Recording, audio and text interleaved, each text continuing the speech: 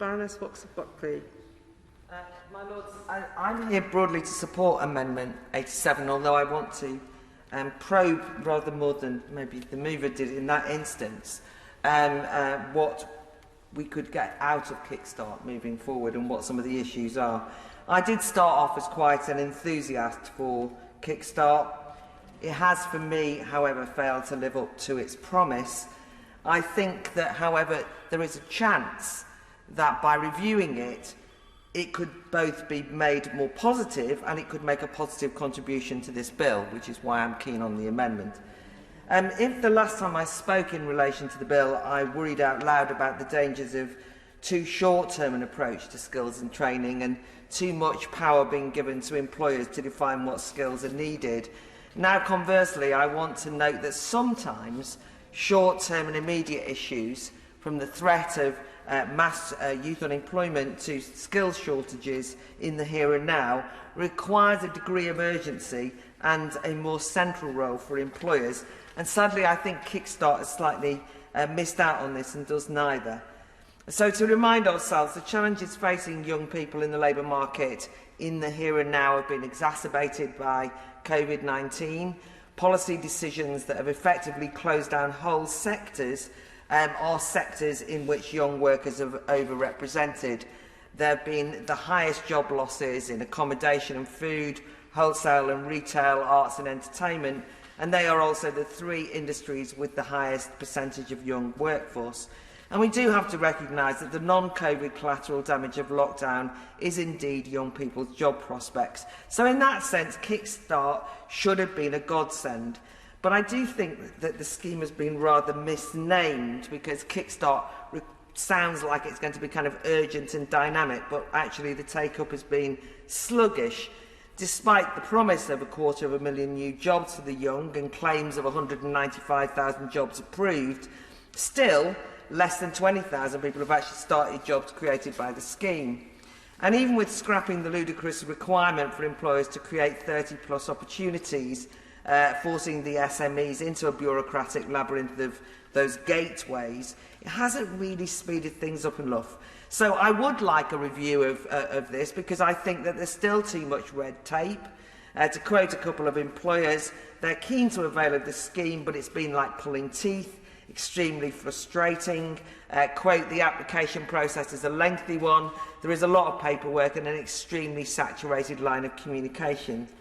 But I haven't given up on Kickstart, and I'm glad to see, and as the noble lord has just mentioned, you know, the CBI seem to be united with the TUC, seem to be united with a lot of business federations in still seeing Kickstart as useful, but it does need some time. And so, as the amendment argues, I'm just mystified as to why the scheme would end in December 2021, because it's only just kicking in.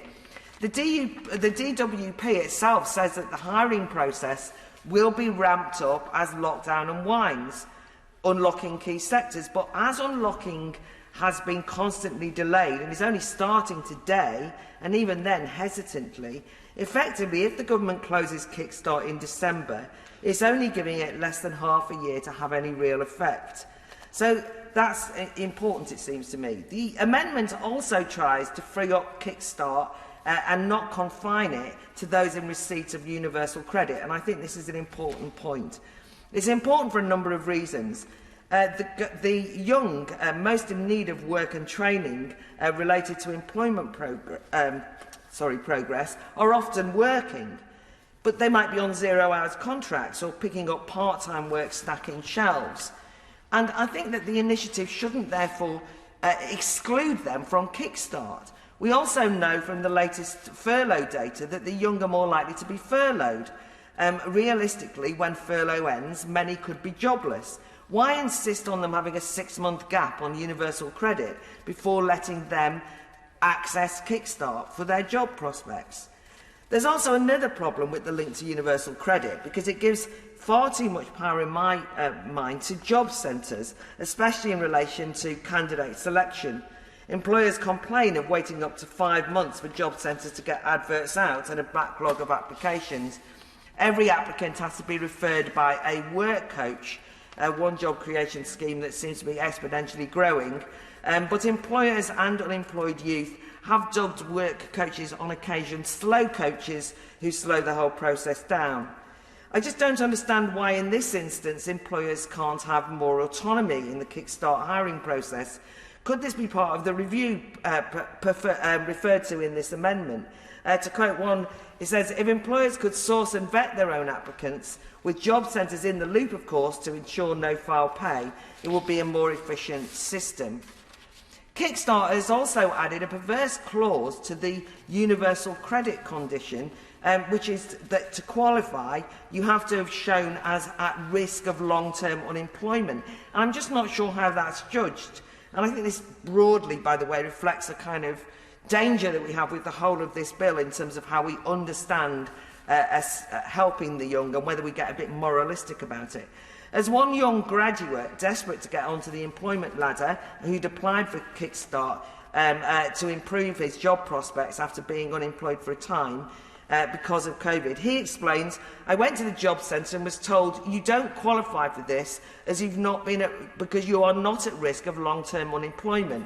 And the reason given was because he has a degree, which would indicate that maybe we need to have a bit of a conversation about graduates not getting jobs.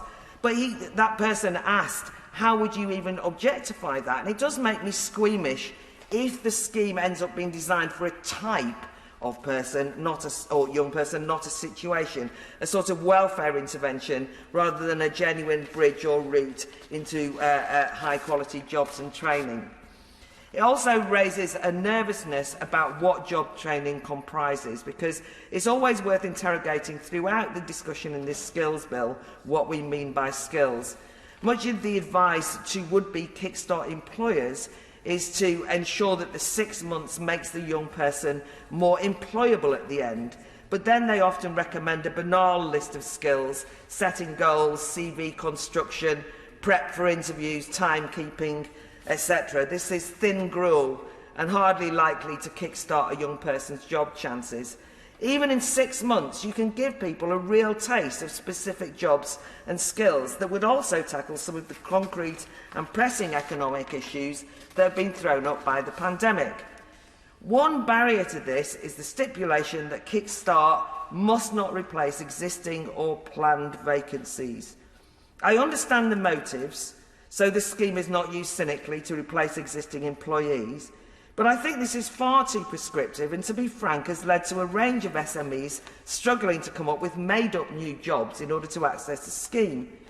Rather, I hope this bill, or perhaps the way it focuses our minds on job training, the broad bill, can kickstart and make it fit for purpose, an additional investment boost, for example, in giving people tasters for apprenticeships and workplace training where there are, for example, real skills gaps. Take, for example, the near crisis in terms of the shortage of HGV drivers. There's a 100,000 shortfall according to the Road Haulage Association. And of course, this is partly caused by Brexit, which I campaigned for. But before Remainer glee sets in, I'm glad to see that while up until now successive governments and corporates responded to such shortages by sometimes poaching foreign workers, this diluted the pressure domestically to address skills shortages. So I'm glad now to see that drivers are able to negotiate an improvement in their pay and sometimes in conditions, but maybe Kickstart could help, that's my point. As the average age of HGV drivers in the UK is 55, why not use Kickstart and the whole,